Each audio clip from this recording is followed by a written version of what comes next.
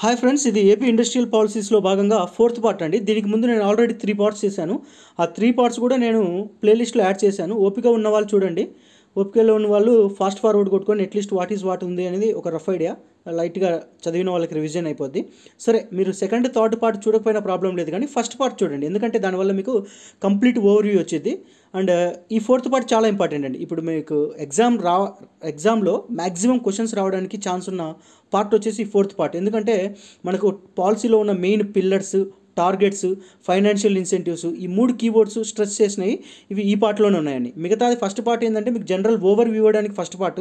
Second and third పార్ట్లో ఏంటంటే మీకు ఆ పాలసీని అండర్స్టాండ్ చేసుకోవడానికి మన ఎంఎస్ఎంఈ సెక్టార్ ఎలా ఉంది ఆంధ్రప్రదేశ్లో, తర్వాత ఇండియాలో ఎలా ఉంది, మిగతా డేటా అవి కూడా చూపిస్తాను. మనం ఇంతకుముందు ప్రీవియస్ పార్ట్స్లో ఏమేమి కవర్ చేసామో కూడా రఫ్గా ఒక 2-3 మినిట్స్లో చూపించేసి ఇంకా డైరెక్ట్గా ఫోర్త్ పార్ట్లోకి వెళ్ళిపోయి మ్యాక్సిమం నేను ఫాస్ట్ ఫార్వర్డ్గానే చెప్పడానికి ట్రై చేస్తానండి. ఎందుకంటే నేను డీటెయిల్గా ఎక్స్ప్లెనేషన్ చేస్తుంటే వీడియో పెద్దగా అవుతుంది. దానివల్ల మేబీ వీడియో పెద్దగా ఉంటుంది, టైము లేదు కాబట్టి పీపుల్ కూడా చూడడానికి ఇంట్రెస్ట్ తక్కువ చూపిస్తున్నారు. సో దానివల్ల మీ టైం వేస్ట్ అవ్వకూడదని చెప్పేసి నేనే ఇప్పుడు కొంచెం ఫాస్ట్ ఫార్వర్డ్ చేసేస్తానండి. మెయిన్ ఎంసీక్యూస్ ఒక 2-3 ఎంసీక్యూస్ మెయిన్ ఇంపార్టెంట్ ఉన్నాయి. అవి డిస్కస్ చేసిన తర్వాత మిగతాది నేను ఎంసీక్యూస్ ద్వారా ఎక్స్ప్లెయిన్ చేసి డేటా గుర్తుపెట్టుకునే ప్రొసీజర్ టైం ఎక్కువ పడుతుంది. అందుకని చెప్పి డైరెక్ట్గా ఒరిజినల్ డాక్యుమెంట్ ఓపెన్ చేసేసి ఒరిజినల్ డాక్యుమెంట్లో ఉన్న కాన్సెప్ట్సే మీకు ఎక్స్ప్లెయిన్ చేస్తాను. దానివల్ల మీకు అండర్స్టాండింగ్ వచ్చింది. ఒకవేళ చదువుకోవాలన్నా మీరు చదువుకోవచ్చు, లేదంటే వీడియో చాలా పెద్దగా అవుతుంది. నేను ఎక్స్ప్లెయిన్ చేయొచ్చు అండి, డీటెయిల్గా ఎక్స్ప్లెయిన్ చేయగలను నేను. బట్ ఏంటంటే ఇప్పుడు టైం క్రంచ్ తక్కువ ఉంది కదా, మీకు టైం వేస్ట్ అవ్వద్దు నా వల్ల అని చెప్పేసి నేను కట్ షార్ట్ చేసేస్తున్నా. సరే, ఇంతకుముందు మనం ఏమేమి డిస్కస్ చేసాము, ఆంధ్రప్రదేశ్ కోస్టల్ లెంత్కి సంబంధించి డిఫరెంట్ పాలసీస్ ఎలా ఉంది దాని గురించి డిస్కస్ చేశాము. దాని తర్వాత ఏం చేసాము, ఇండస్ట్రియల్ కారిడార్స్ ఏమున్నాయి ఆ డేటా డిస్కస్ చేశాము. దాని తర్వాత ఆంధ్రప్రదేశ్ యొక్క జిఎస్డిపి ఆ డేటా డిస్కస్ చేశాము. దాని తర్వాత నామినల్ రియల్ జీడిపి అంటే ఏంటి నేను లైట్గా ఒక ఎగ్జాంపుల్ తీసుకొని ఎక్స్ప్లెయిన్ చేశాను. దాని తర్వాత వచ్చేసి ఇవన్నీ ప్రీవియస్ పార్ట్స్లో ఫస్ట్ పార్ట్లో మనం జనరల్ ఓవర్వ్యూ ఇచ్చాం. సెకండ్ అండ్ థర్డ్ పార్ట్లో మాత్రం ఇప్పుడు చూపించబోయే ఎంసీక్యూస్ డీటెయిల్గా ఆ డేటాని ఎలా గుర్తుపెట్టుకోవాలి లాజికల్గా బట్టి కొట్టకుండా అని చెప్పి నేను సెకండ్ థర్డ్ పార్ట్లో ఎక్స్ప్లెయిన్ చేశాను. దాని తర్వాత లార్జ్ అండ్ మెగా ఎంటర్ప్రైజ్కి సంబంధించిన సమ్ డేటా ఉంది, ఆ డేటాను ఎలా గుర్తుపెట్టుకోవాలి. తర్వాత మనకు ఇన్వెస్ట్మెంట్ ఆంధ్రప్రదేశ్లో ఏ సెక్టార్స్ నుంచి హైయెస్ట్ టు లోయెస్ట్ ఉంది అని చెప్పి దీనికి ఒక నిమోనిక్ కూడా పెట్టాను. ఈజీగా నిమోనిక్ చూస్తే ఆన్సర్ వచ్చేసిద్ది. దాని తర్వాత ఆంధ్రప్రదేశ్ ఒక ఎక్స్పోర్ట్ పోర్ట్ఫోలియో ఎలా, తర్వాత ఇక్కడ ఉంది కదా డేటా, ఈ డేటాను కూడా మొత్తం నేను ఎలా ఫీడ్ చేశాను, ఎలా గుర్తుపెట్టుకోవాలి లాజికల్గా మొత్తం ఎంసీక్యూ ద్వారా చూపించాను. దాని తర్వాత ఇక్కడ ఉంది కదా, ఇక్కడ ఇది కూడా ఇంపార్టెంట్ అండి. ఇది కూడా ఎలా గుర్తుపెట్టుకోవాలి, కంప్లీట్గా ఎలా గుర్తుపెట్టుకోవాలి అసలు ఏమి అది చెప్పాను. దాని తర్వాత కిందికి వస్తే ఆంధ్రప్రదేశ్లో ఒక ఎంఎస్ఎంఈ సెక్టార్ ఆంధ్రప్రదేశ్ ఎట్లా ఉంది డిస్కస్ చేశాము.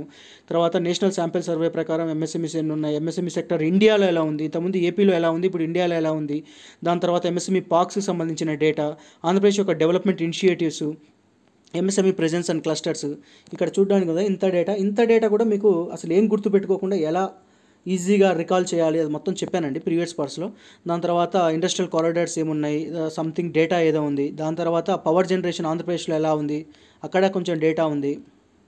తర్వాత పవర్ సెక్టర్కి సంబంధించి సెంట్రల్ యూనివర్సిటీస్, స్టెమ్ ఎడ్యుకేషన్ ఆంధ్రప్రదేశ్లో ఎలా ఉంది, ఆంధ్రప్రదేశ్లో లిటరసీ రేట్ ఎలా ఉంది, లేబర్ ఫోర్స్ పార్టిసిపేషన్ రేట్ ఎలా ఉంది, దానికి సంబంధించిన ఫుల్ డేటా, ఇక్కడ ఉన్న యూనివర్సిటీస్ అవన్నీ ఏం గుర్తుపెట్టుకోకుండా డైరెక్ట్ చూడంగానే ఆన్సర్ ఎలా రావాలి అది చెప్పాను. తర్వాత logistic is across different states ఆ ర్యాంక్ ఏంది, ఇంకా ఎక్స్పోర్ట్ ప్రిపరెన్స్ ఇండెక్స్లో నీతి ఆయోగ్ ఎస్టీజీ పెర్ఫార్మెన్స్ ఇండెక్స్, ఇదంతా ఈ డేటా కూడా మీకు నేను చెప్పాను ప్రీవియస్ పార్ట్స్లో. తర్వాత ఇండస్ట్రియల్ పాలసీ యొక్క టైం లైన్ ఏంది, దాన్ని అమెండ్ చేయొచ్చా, ఆ పాలసీ ఇంతకుముందు ప్రీవియస్గా వాళ్ళకి అప్లికబుల్ అవుతుంది, ఏమైనా రూల్స్ ఉన్నాయా, పాలసీ యొక్క పీరియడ్ ఏంది, అప్లికబిలిటీ ఏంటి, తర్వాత ఎవరెవరెవరు ప్రాజెక్ట్స్ అప్లికబుల్, ఇదంతా మనం డిస్కస్ చేసామండి. పాలసీ యొక్క విజన్ ఏంటి. తర్వాత ఇప్పుడు ఈ పార్ట్ ఇది కూడా నేను ఫాస్ట్ ఫార్వర్డ్ చేసేసానండి. ఇంకా 3 పేజెస్ ఉంది, ఇది 50%దే. ఇంకా మిగతాది నేను ఎంసీక్యూస్ ద్వారా ఎక్స్ప్లెయిన్ చేస్తే మీకు టైం వేస్ట్ అవుతుంది, లేట్ అవుతుంది, plus people are not interested అనమాట. ఎందుకంటే వీడియో పెద్దగా ఉంటుంది కదా, అందుకు చూడడానికి మేబీ ఇంట్రెస్ట్ ఉండొద్దు, అందుకని చెప్పి నేను ఫాస్ట్ ఫార్వర్డ్ చేసేస్తాను. చూడండి, క్వశ్చన్ చూడండి. Which of the following initiatives are highlighted as part of Andhra Pradesh strategy for economic and industrial growth. ఇది నేను according to AP industrial policy అని మెన్షన్ టైప్ చేయలేదు, ఓకే మీరు అర్థం చేసుకోండి. సో ఇండస్ట్రియల్ పాలసీ ప్రకారం AP economic and industry growth కోసం ఆంధ్రప్రదేశ్ ఏ strategies initiatives తీసుకొచ్చిందని చెప్పి ఒక 6 స్టేట్మెంట్స్ తీసుకొచ్చాడు, కింద ఆప్షన్స్ ఇచ్చాడు. చూడండి, ఇవన్నీ కూడా జనరలైజ్డ్ స్టేట్మెంట్స్ అండి, మీరు దీంట్లో గుర్తుపెట్టుకోవాల్సిన అవసరం ఏం లేదు.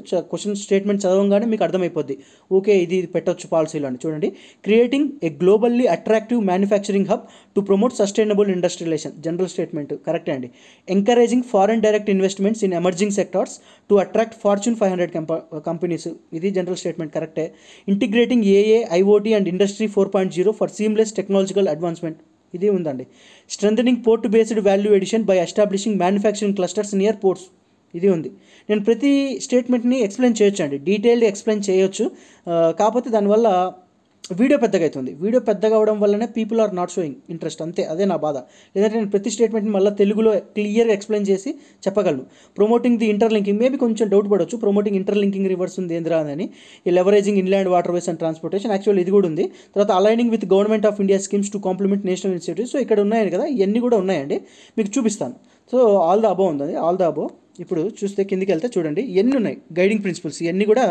ఈ మోటో ఇంపార్టెంట్ అండి. మోటో వచ్చేసి reduce the cost of production and improve the speed of business for enterprise. ఎంటర్ప్రైజ్కి ఒక బిజినెస్ ఇంప్రూవ్ చేయడానికి మన కాస్ట్ ఆఫ్ ప్రొడక్షన్స్ మొత్తం రెడ్యూస్ చేయాలి. ఓకే, సో ఇక్కడ ఉన్నాయి చూసిన ఏమేమి ఉన్నాయి, పి ఉంది, పి స్క్వేర్, తర్వాత జీ క్యూబ్. సో పి అంటే ప్రోడక్ట్ ఒకటి ఉంది, పోర్ట్ ఉంది. జీతో వచ్చేసి globally attracting manufacturing club, green energy transition, government of India schemes. తర్వాత ఈ ఉంది, ఈ వచ్చేసి ఏమేమి ఉన్నాయి, ఎంప్లాయ్మెంట్ ఒకటి ఉంది, ఎండ్ టు ఎండ్ ఉంది. దాని తర్వాత ఇంటర్లింకింగ్ ఆఫ్ రివర్స్, అట్రాక్టివ్, ఇవన్నీ ఉన్నాయి, మీరు చూసుకోండి. నేను ఇప్పుడు నిమోనిక్ క్రియేట్ చేసి ఎక్స్ప్లెయిన్ చేయొచ్చు, డీటెయిల్గా ఎక్స్ప్లెయిన్ చేయొచ్చు. తర్వాత ఇది ఇప్పుడు మొత్తం పాలసీ మీద మెయిన్ ఇంపార్టెంట్ ఏంటంటే ఇదండి, చాలా ఇంపార్టెంట్. 3 స్టార్ వేసుకుంటారు, 4 స్టార్ వేసుకుంటారు, 5 స్టార్ వేసుకుంటారు, 10 స్టార్ వేసుకుంటారు. ఇది క్వశ్చన్ పడితే దీని నుంచే రావచ్చు. ఇది చాలా చాలా చాలా ఇంపార్టెంట్. చూడండి, which of the following targets are set for India's manufacturing and economic growth as per the AP industrial policy 4.0 framework. అంటే ఏపీ ఇండస్ట్రియల్ పాలసీ ప్రకారం కొన్ని టార్గెట్స్ పెట్టుకుందండి. ఆ ఇచ్చిన టార్గెట్స్లో ఇచ్చాడు, ఆ డేటా ఎక్కడైనా మ్యానిపులేట్ చేయొచ్చు. ఒరిజినల్ పాలసీలో ఇచ్చిన డేటాలో కొంచెం మ్యానిపులేట్ చేసి ఒక క్వశ్చన్ ఫ్రేమ్ చేయొచ్చు. కింద మీరు అబ్జర్వ్ చేస్తే బిఫోర్ దట్ ఇన్ని స్టేట్మెంట్స్ ఉన్నాయి కదా, ఇన్ని స్టేట్మెంట్స్ మీరు చదివే ముందు కింద ఆప్షన్స్ చెక్ చేయండి. ఆప్షన్స్ చెక్ చేస్తే ఫస్ట్ ఆప్షన్లో ఎన్ని ఉన్నాయి, 4 ఉన్నాయి. సెకండ్ ఆప్షన్స్లో 5 ఉన్నాయి. థర్డ్ ఆప్షన్లో మళ్ళీ 4 ఉన్నాయి. అంటే ఫోర్త్ ఆప్షన్లో మళ్ళీ 6 ఉన్నాయి. అంటే మీరు అబ్జర్వ్ చేస్తే 4, 5, 4, 6 అంటే టోటల్ ఇచ్చింది 6 స్టేట్మెంట్స్. అంటే ఒకవేళ వాడు మిస్టేక్ చేస్తే 2 స్టేట్మెంట్స్లో మిస్టేక్ చేయాలి, లేదంటే ఒక స్టేట్మెంట్లోనే మిస్టేక్ చేయాలి, అంతే కదా. అంటే మీరు ఉన్న 6లో కరెక్ట్ ఆన్సర్స్ ఐడెంటిఫై చేసే బదులు రాంగ్ ఆన్సర్స్ ఉన్న 2 లేదా 1ని మీరు ఐడెంటిఫై చేసుకుంటే ఆన్సర్ వచ్చింది. మీరు చదివి ఉన్నారనుకోండి, రాంగ్ ఆన్సర్ ఐడెంటిఫై చేసుకోవచ్చు. మీరు చదవలేదు అనుకోండి, ఇప్పుడు యాజ్ యూజువల్గా నేను అన్ని స్టేట్మెంట్స్ చదివి ఆ డేటా ఎలా గుర్తుపెట్టుకోవాలో చెప్పాల్సి వస్తుంది. సో నేను ఇక్కడ కంప్లీట్గా అన్ని స్టేట్మెంట్స్ ఉన్నాయి కదా, అన్ని స్టేట్మెంట్స్లో ఒకే ఒక స్టేట్మెంట్ని నేను మ్యానిపులేట్ చేశానండి. ఒకే ఒక స్టేట్మెంట్ని మ్యానిపులేట్ చేశాను. ఆ స్టేట్మెంట్ని నీకు చూపిస్తాను. ఆ స్టేట్మెంట్ పట్టుకుంటే డైరెక్ట్గా ఆన్సర్ వచ్చేసేది. నేను మ్యానిపులేట్ చేసిన స్టేట్మెంట్ కూడా ఇది ఉంది, ఈ స్టేట్మెంట్ అండి. ఏదంటే జనరేట్ 10 lakh న్యూ జాబ్స్ ఉన్నాయి కదా, న్యూ జాబ్స్ అంటే ఎంప్లాయ్మెంట్ వచ్చేసి 5 lakhs అండి. నేను చేసుకొచ్చి దాన్ని 10 తీసుకొచ్చాను. ఎంప్లాయ్మెంట్ ఈ గట 5 కదా, 5 ఉంది ఎంప్లాయ్మెంట్. 5 lakhs ఎంప్లాయ్మెంట్ జనరేషన్ చేయాలని చెప్పి ఇండస్ట్రియల్ పాలసీలో టార్గెట్. ఇది ఒక్కటే తప్పండి, నేను ఇది ఒక్కటే తప్పు చేశాను. అంటే 4 తీసేస్తే ఇది పోతుంది, ఇది పోతుంది. సో 1 2 3 5 డిఫాల్ట్గా ఉంది. ఇంకా 6th ఇది కూడా కరెక్టే. అంటే మీకు 1 2 3 5 5 6 అంటే ఓన్లీ ఒక్క స్టేట్మెంట్ మాత్రం నేను మ్యానిపులేట్ చేశాను. మిగతా 6 స్టేట్మెంట్లు correct. 4th స్టేట్మెంట్లో 10 lakhs new jobs కదా, అంటే ఎంప్లాయ్మెంట్ 5 lakhs. సో మిగతా 5 స్టేట్మెంట్లు కూడా చూద్దాం. ఈ టార్గెట్స్ చాలా ఇంపార్టెంట్. చూడండి ఏమంటున్నాడంటే, increasing the gross value addition from Indian rupee 3.4 lakh crores in financial 24 to 7.3 lakh crores by the end of policy period. అంటే ఇప్పుడు మంది గ్రాస్ వాల్యూ ఎడిషన్ వచ్చేసి ప్రెజెంట్ వచ్చేసి 3.4 ఉందండి. మన పాలసీ పీరియడ్ ఎండ్ అయ్యేసరికి అది ఎంత అవ్వాలంటే, ఈ 4 ఉంది కదా, ఈ 4 గాల్లో లేసిద్ది. లేచినప్పుడే ఈ 3కు 3 వచ్చి దీన్ని అతుక్కుంటుంది. సో 4 గాల్లో లేయంగానే ఈ 3కు 3 వచ్చి అతుక్కుంటే ఈ 4 కాస్త 7 అయింది, ఇది వచ్చి దీని పక్కన కూర్చుంటుంది. ఓకేనా, అప్పుడు ఏమైంది 7.3 కరెక్టే. అర్థమైందా? యాక్చువల్గా ప్రెజెంట్ 3.4 ఉందండి. అది నెక్స్ట్ పాలసీ పీరియడ్ ఎండ్ అయ్యేటప్పుడు ఎంత చేయాలంటున్నాడు అంటే, ఈ 4 లేచినప్పుడు ఇది అతుక్కున్నప్పుడు ఇక్కడికి వచ్చి కూర్చుంటుంది. అప్పుడు ఏమైంది 7.3. సో ఇది కరెక్ట్ అండి, ఫస్ట్ స్టేట్మెంట్ కరెక్ట్. డేటా గుర్తుపెట్టుకోవడానికి అలా. నెక్స్ట్ వచ్చేసి attract 30 lakhs crores investment with at least Indian rupees 5 lakhs crores operational. ఈ స్టేట్మెంట్ కరెక్టే. ఈ స్టేట్మెంట్ అంటే 30 లక్షల crores ఇన్వెస్ట్మెంట్ అట్రాక్ట్ చేయాలి, అట్లీస్ట్ 5 lakhs crores ఆపరేషనల్ అవ్వాలి. దాని తర్వాత ఎఫ్డీఐ వచ్చేసింది కదా, ఎఫ్డీఐ వచ్చేసి 10 billion అట్రాక్ట్ చేయాలి. ఇది కరెక్ట్ అండి. జనరేట్ ఎంప్లాయ్మెంట్ చెప్పా 10 lakhs కదా, 5 lakhs. తర్వాత ఇండస్ట్రియల్ పార్క్స్ వచ్చేసి 175 అండి, 175. వీటిలో ఉన్న స్టేట్మెంట్స్ని తీసుకొని కూడా ఇండివిజువల్ స్టేట్మెంట్స్ ఫిక్స్ చేయొచ్చు, లేదంటే మ్యాచింగ్ టైప్ ఇచ్చేసి మన ఏపీ ఇండస్ట్రియల్ పాలసీ ప్రకారం కింద వచ్చిన టార్గెట్స్ని మీరు చెప్పండి అని చెప్పి రైట్ సైడ్ లెఫ్ట్ సైడ్ మొత్తం టార్గెట్స్ ఇచ్చేసి రైట్ సైడ్ మొత్తం అమౌంట్స్ ఇవ్వచ్చు. GVA 3.4 to 7.3, Indian rupees 30 lakhs నుంచి 5 lakhs ఆపరేషన్లో ఇవ్వాలి, 10 billion ఎఫ్డీఐ అట్రాక్ట్ చేయాలి, 5 lakhs ఎంప్లాయ్మెంట్ జనరేట్ చేయాలి, 175 industrial parks more than develop చేయాలి అని చెప్పాడు లా. సో ఈ స్టేట్మెంట్ కరెక్టే, ఈ స్టేట్మెంట్ కరెక్టే, ఈ స్టేట్మెంట్ కరెక్టే, ఇది తప్పు. ఇప్పుడు ఈ డెవలప్ ఇండస్ట్రియల్ పార్క్స్ ఇది కరెక్టే 175. తర్వాత 6th స్టేట్మెంట్ చూడండి, increase exports by 15% year on year, doubling state exports from USD 20 billion in financial year 24 to $40 billions by the end of the policy. అంటే ప్రజెంట్ మంది ఎక్స్పోర్ట్స్ వచ్చేసి 20 బిలియన్స్ ఉందండి. Policy period end అయ్యే లోపల దాన్ని 40 బిలియన్స్కి తీసుకురావాలి. ఇది ఇంపార్టెంట్ అండి, ఇది కూడా కరెక్టే. ఓకేనా. సో ఈ విధంగా 20 బిలియన్స్కి 40 బిలియన్స్కి వెళ్ళాలంటే ఇయర్ ఆన్ ఇయర్ వచ్చేసి మన ఎక్స్పోర్ట్స్ యొక్క పర్సంటేజ్ 15% ఉండాలి అంటున్నాడు. సో ఈ డేటా కూడా కరెక్టే. సో ఇక్కడ ఉన్న డేటా ఉంది కదా, కంప్లీట్ డేటా ఈ ఒరిజినల్ డాక్యుమెంట్లో మీకు చూపిస్తాను. టార్గెట్స్, ఇవే టార్గెట్స్ వచ్చేసి చూడండి. ఫస్ట్ టార్గెట్ వచ్చేసి ఇంక్రీజింగ్ ద గ్రాస్ వాల్యూ 3.4 నుంచి ఉన్నది, ఇప్పుడు ప్రజెంట్ 3.4 ఉంది, దాన్ని 7.3 తీసుకురావాలి. ఇన్వెస్ట్మెంట్స్ 30 లక్షల కోట్లు ఇన్వెస్ట్మెంట్ చేయాలి. ప్రతి సంవత్సరం యావరేజ్గా 15% ఇన్వెస్ట్మెంట్ గ్రోత్ని పెంచాలి. 15% of investment attract investment worth Indian rupees 30 lakhs crores with 15% investments worth rupees 5 lakhs crores to be operational. Okay, 5 లక్షల కోట్లు operational during the policy period. Okay, తర్వాత ఇది $10 బిలియన్ ఫారెన్ డైరెక్ట్ ఇన్వెస్ట్మెంట్ ఎప్పుడు పాలసీ పీరియడ్లో end అయ్యే లోపల. దాని తర్వాత ఎంప్లాయ్మెంట్ 5 లక్షలు, ఇది ఒకటిగా నేను చేంజ్ చేసింది, ఇదొకటి. దాని తర్వాత 175 ఇండస్ట్రియల్ పార్క్స్, తర్వాత 15% year on year growth, double the export value. ఎంత ఉంది ప్రజెంట్? 20 బిలియన్ ఉంది, దాన్ని 40 బిలియన్స్కి తీసుకురావాలి పాలసీ ఎండ్ పీరియడ్ లోపల. ఈ టార్గెట్స్నే కదా నేను పైన MCQ క్రియేట్ చేసింది. ఓకేనా, నేను ఫాస్ట్ ఫార్వర్డ్ చేసేస్తాను. తర్వాత చూడండి, ఇదే ఇక్కడ మళ్ళీ అగైన్ ఇచ్చారు 3.4 to 7.3, 10 బిలియన్స్, తర్వాత 5 lakhs, 40 బిలియన్స్ ఎక్స్పోర్ట్, 30 lakhs, దాంట్లో 5 lakhs ఆపరేషనల్, 175 ఇండస్ట్రియల్ పార్క్స్ చెప్పాలి, ఇవన్నీ. దాని తర్వాత ఇప్పుడు దాకా మనం డిస్కస్ చేసింది ఆ విజన్, టార్గెట్స్, గైడింగ్ ప్రిన్సిపల్స్ని ఏ ఫోకస్ ఏరియాస్ మీద పాలసీ మన గవర్నమెంట్ చేయబోతుందని అడిగాడు. దీంట్లో ఏది తప్పు ఉంది అంటున్నాడు. దీంట్లో నేను ఏది తప్పు చేయలేదండి, అన్ని కరెక్ట్ అండి, అన్ని పాజిటివ్ అన్నీ పెట్టాను, ఏది నెగిటివ్ లేదు. అన్ని చూడండి. Defining sectors of focus to stream line the industrial priorities, ఇది కరెక్టే. Reducing the cost of production to enhance competitiveness, ఇది కరెక్టే. Enhancing labour laws to ensure better worker protection, ఇది కరెక్టే.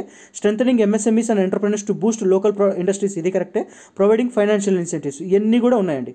ఇవన్నీ కూడా మనం పైన చెప్పిన విజన్ను, టార్గెట్ను, గైడింగ్ ప్రిన్సిపల్స్ అవన్నీ ఉంటాయి కదా, వాటిని అన్నింటినీ the government has identified several focus areas. ఈ ఫోకస్ ఏరియాస్ని ఫోకస్ చేసే వీటిని అన్నింటి ద్వారా పైన ఉన్న మన టార్గెట్స్ అన్ని చేయాలనుకుంటుంది. ఇది ముందు డిఫైనింగ్ సెక్టర్స్ ఆఫ్ ఫోకస్, అంటే ఏ సెక్టర్స్ మీద ఫోకస్ చేయాలో ముందు డిఫైన్ చేయాలి. తర్వాత reducing the cost of production, మన కాస్ట్ ఆఫ్ ప్రొడక్షన్ ఎలా రెడ్యూస్ చేయాలి, తర్వాత కాంపిటేటివ్నెస్ని ఎలా ఇంక్రీజ్ చేయాలి, ఇదంతా చెప్తాడు. లేబర్ లాస్ని ఎన్హాన్స్ చేయాలి. తర్వాత strengthening MSMEs and entrepreneurs to Boost local industries, ఇది. తర్వాత providing financial incentives and investment, ఈ 5టిని కింద ఎక్స్ప్లెయిన్ చేస్తాడండి. ఒరిజినల్ డాక్యుమెంట్లోకి వెళ్ళి మీకు 5 మీకు చూపిస్తాను. ఓకేనా.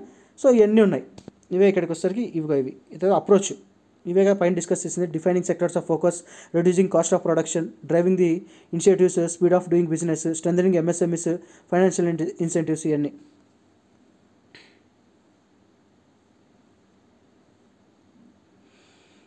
ఓకే, నెక్స్ట్ వచ్చేసి స్పీడ్ ఆఫ్ డూయింగ్ బిజినెస్ లేదు, labour laws to ఎన్సీస్ fourth statement, third statement, ఒక్క నిమిషం అండి. థర్డ్ స్టేట్మెంట్ లేదండి, నేను enhancing labour laws and to ensure better worker protection, ఇది లేదు, థర్డ్ స్టేట్మెంట్ లేదు. సో థర్డ్ తీసేస్తే ఇది తీసేస్తే డైరెక్ట్ 1 to 4, 5 అండి. ఇన్స్టెడ్ ఆఫ్ థర్డ్ స్టేట్మెంట్ ఏమొచ్చేసి ఇక్కడ ఉంది వచ్చేసి స్పీడ్ ఆఫ్ డూయింగ్ బిజినెస్ ఉందండి. Enhancing driving initiatives enabling speed of doing business, defining sectors of focus ఉంది, రెడ్యూసింగ్ కాస్ట్ ఆఫ్ ప్రొడక్షన్ ఉంది, స్ట్రెంథనింగ్ MSMEs అండ్ ఎంటర్ప్రెన్యూర్స్ ఉంది, ఫైనాన్షియల్ ఇన్సెంటివ్స్ ఉంది, speed of doing business ఉంది. నేను స్పీడ్ ఆఫ్ డూయింగ్ బిజినెస్ ప్లేస్లో labour laws ఏం పెట్టినట్టుంది, ఇది లేదు. సో మిగతా ఏంటండి, sectors focus, reduce cost of production, MSMEs entrepreneurs, providing financial investment attraction. కాకపోతే అది కూడా మన ఓవర్ఫ్లోలో లేబర్ లాస్ కూడా ఉండొచ్చు అనుకోవచ్చు. సో అది కొంచెం కాషన్గా ఉండండి. సో దీంతో MCQs నేను క్రియేట్ చేసుకునే అయిపోయినాయండి. ఇప్పుడు నేను ఏం చేస్తానంటే ఒరిజినల్ డాక్యుమెంట్లోకి వెళ్ళి మిగతా కాన్సెప్ట్స్ నేను ఎక్స్ప్లెయిన్ చేస్తాను.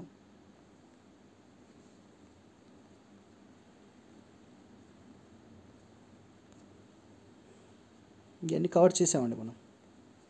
కవర్ చేసాము. అప్లికబిలిటీ, పాలసీ ఫ్రేమ్వర్క్, ఇదంతా అయిపోయిందండి. సో ఇక్కడికి వచ్చేసరికి ఇది కూడా అయిపోయింది ఇప్పుడు ప్రజెంట్. ఇప్పుడు ఇక్కడ ఉంది కదా, ఇప్పుడు చూడండి కొన్ని ఫోకస్ సెక్టార్స్ అని ఇచ్చాడు, మీరు అబ్జర్వ్ చేయండి. గవర్నమెంట్ వచ్చేసి కొన్ని sustain sectors, propelling sectors and cross cutting sectors అని ఉంది. సో ఏవి సస్టైన్ సెక్టార్స్ అంటే ఆల్రెడీ ఉన్నాయండి. సస్టైన్ సెక్టార్స్ అంటే మీకు ఇక్కడ చూపిస్తాను చూడండి. To achieve the policy targets, the government has identified 2 categories of focus sectors to groups and develop. Sustainable sectors ఒకటి, propelling sectors. Sustainable sectors అంటే are those sectors which have firmly established their presence in the state and hold tremendous potential to add to GSDP and employment. అంటే already మన స్టేట్లో ఉన్నాయండి sustainable sectors, ఎన్ని ఉన్నాయి కదా, already మన స్టేట్లో ఉన్నాయి, అవన్నీ మన GSDPకి కాంట్రిబ్యూట్ అవుతున్నాయి. ప్రొపెలింగ్ సెక్టర్స్ అంటే మనం ఫోకస్ చేయాల్సిన సెక్టార్స్. వాటి మీద మీరు ప్రొపైల్ చేస్తే మన స్టేట్ ర్యాపిడ్గా పేస్ గ్రోత్ అయ్యింది. సో గ్లోబల్ సప్లై చైన్లో కూడా వచ్చే ఇంటిగ్రేట్ అయ్యిందని చెప్తుంది. మీరు ఏం చేస్తారంటే ఇవి గుర్తుపెట్టుకోవాలి. మీరు ఇవి తర్వాత ఇవి ఇవన్నీ గుర్తుపెట్టుకోవడం కష్టంలే, కానీ అట్లీస్ట్ మీరు గుర్తుపెట్టుకోండి. ఈ aerospace, defence, drones, biotechnology, green renewable energy, semiconductors, తర్వాత speciality steel, electric mobiles and battery, toys, ports and logistics, ships and buildings, మీరు అన్నీ గుర్తుపెట్టుకోండి. నేను నిమోనిక్ ఫ్రేమ్ చేసి చెప్పొచ్చు. సో మీరు రఫ్గా ఐడియా చూసుకోండి. ఇక్కడ డ్రోన్స్, మనకు డ్రోన్ పాలసీ ఉంది, సెమీకండక్టర్ పాలసీ ఉంది, దాని తర్వాత maintenance, repairing, hall, ship building, ports and logistics, toys, electric vehicles and battery, biotechnology, special vehicles.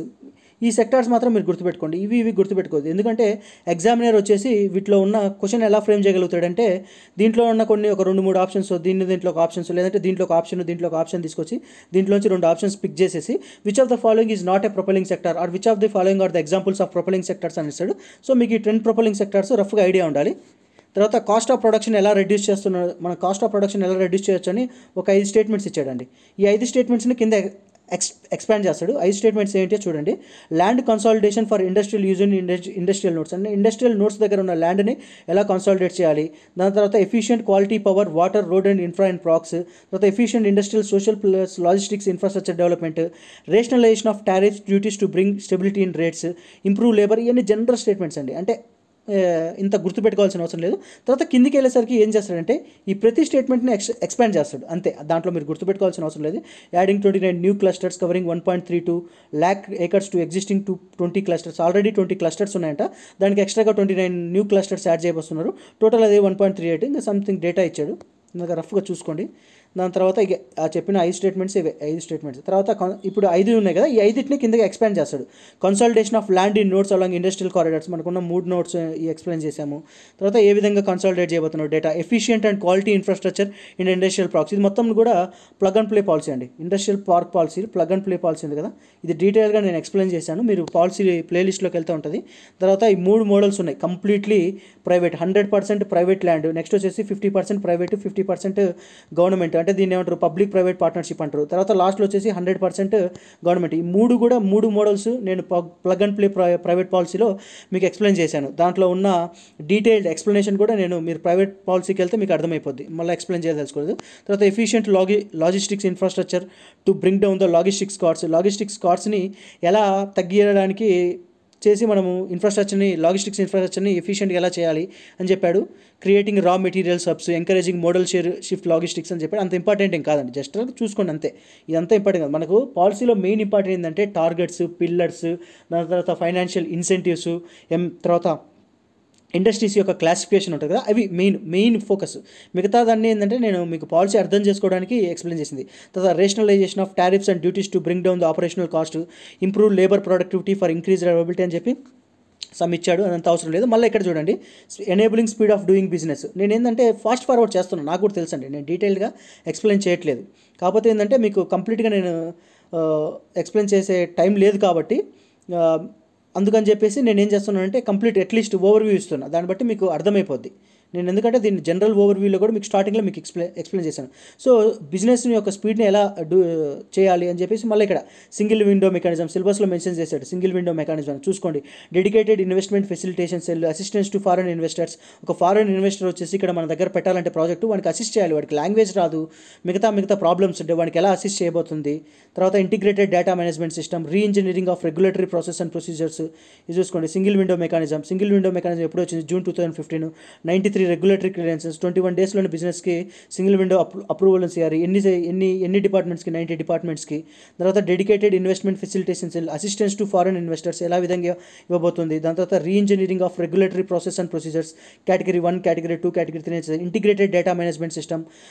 751 million internet subscribers ఉన్నారంట 2024 నాటికి ఇండియాలో. తర్వాత 90% increase in country digital adoption index score ఇది చెప్తున్నాడు.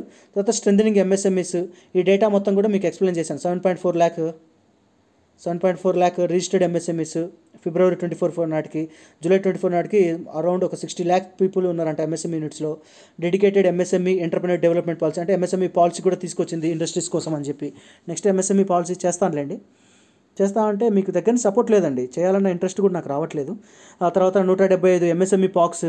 దాని తర్వాత ప్లగ్ అండ్ ప్లే పాలసీ. దాని తర్వాత ప్లగ్ అండ్ ప్లే పాలసీ నేను డీటెయిల్గా ఎక్స్ప్లెయిన్ చేశానండి.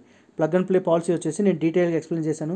కార్పస్ ఫండ్ ఎంత ఉంది, తర్వాత ఈ 8 డైమెన్షనల్ అప్రోచ్ ఉంది కదా, 8 డైమెన్షనల్ ఇది చూసుకోండి. MSME facilitation, incubation, mentoring, unit level competitiveness, access to finance, sustainability and circularity, import sub export promotion, clustered infra development. Just ఒక రఫ్ ఐడియా ఉండండి. Theme important. Motto 1 family 1 enterprise by 2030 చూసుకోండి. లేదంటే వాడు అడగొచ్చు ఎన్ని డైమెన్షనల్ అప్రోచ్ ఉంది, 8 dimension, 8 గుర్తుపెట్టుకోండి, రఫ్గా చూసుకోండి. దాని తర్వాత వచ్చి ఫైనాన్షియల్ ఇన్సెంటివ్స్, ఇది ఇంపార్టెంట్ అండి. టార్గెట్స్ ఒకటి మెయిన్ ఇంపార్టెంట్.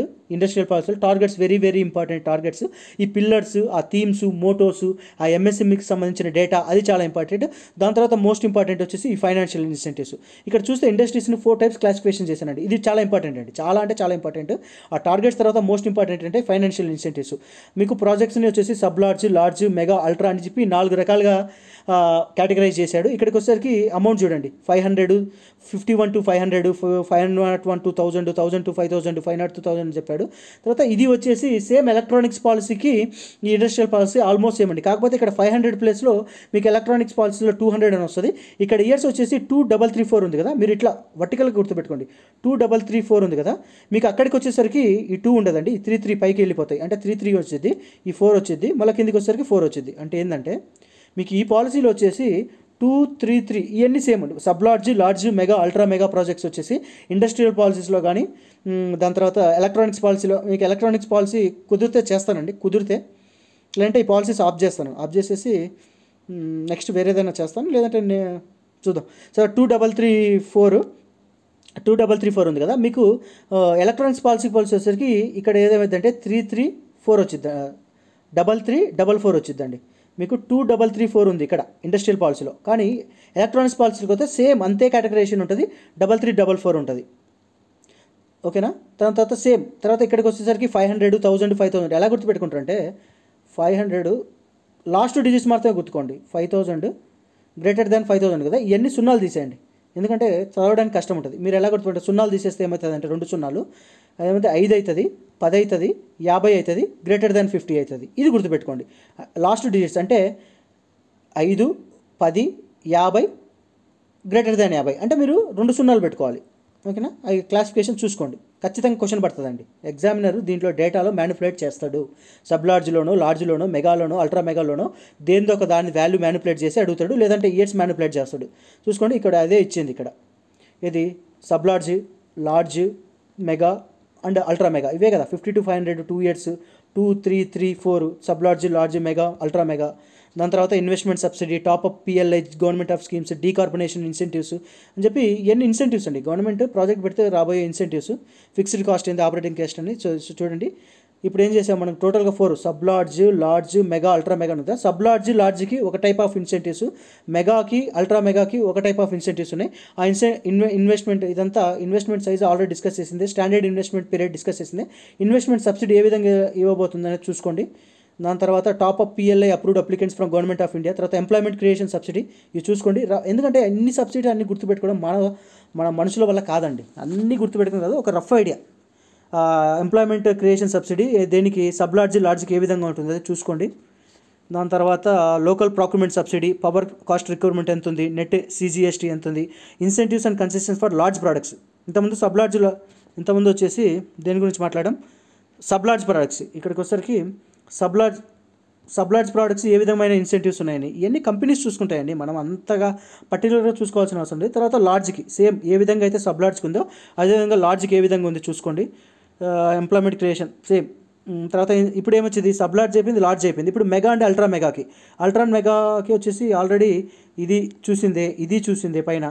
దాని తర్వాత కిందికి వచ్చి ఇన్వెస్ట్మెంట్ సబ్సిడీ అదంతా చూసుకోండి.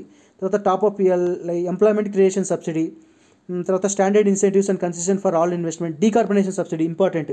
నాన్ రెడ్ కేటగిరీకి ఎలా ఉంది, నాన్ రెడ్ కేటగిరీ ఉంది, ఇవి చూసుకోండి. ఇవన్నీ చూసుకోండి, వర్టికల్గా చూసుకోండి కింద. Sub large, large, mega, ultra మెగాకి నేను చెప్పొచ్చు అండి డీటెయిల్గా ప్రతి ఒక్కటి కూడా నేను డేటా ఫీడ్ చేయొచ్చు. దానివల్ల ఏంటంటే వీడియో పెద్దగా అవుతుంది, వీడియో అనేది చాలా పెద్దగా అవుతుంది. అందుకని చెప్పి నేను ఫాస్ట్ ఫార్వర్డ్లో మీకు రఫ్ ఐడియా అట్లీస్ట్ నేను డీటెయిల్గా ఎక్స్ప్లెయిన్ చేయలేకపోయినా కానీ అండ్ నీకు వాట్ ఉంది పాలసీలు అనేది మీకు చూపిస్తున్నా. దానివల్ల మీరు చదువుకునేటప్పుడు ఒక అర్థమైంది. తర్వాత స్టాంప్ డ్యూటీ ఇదంతా కూడా ప్లగ్ అండ్ ప్లే ప్రైవేట్ పాలసీలో ఏదో ఉంది అదే ఉంది.